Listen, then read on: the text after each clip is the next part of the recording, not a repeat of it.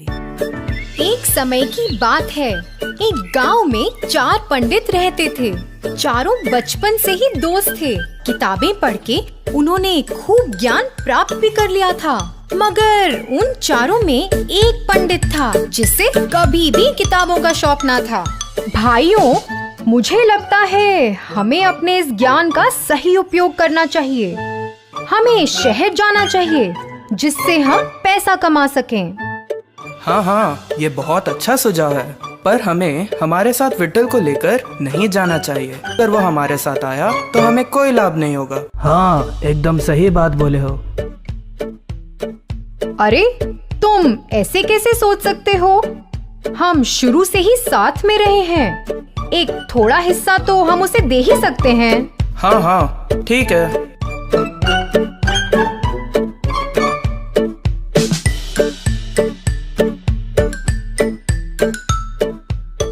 चारों पंडित शहर की ओर चल पड़े।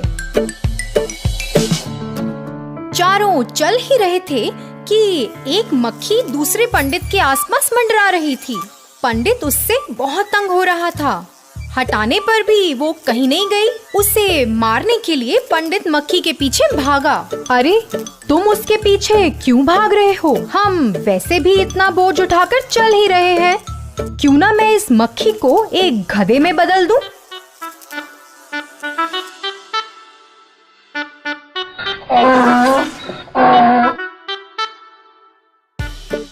हाँ, हम अपना सामान गधे पे चढ़ाकर आराम से यात्रा कर सकते हैं। एक गधा इतना बोझ नहीं उठा पाएगा, तो आप अपना सामान मुझे दे सकते हो। अगर तुम इतना बोझ उठाओगे तो सब लोग हमारे बारे में क्या सोचेंगे? नहीं, ये सही बात नहीं है।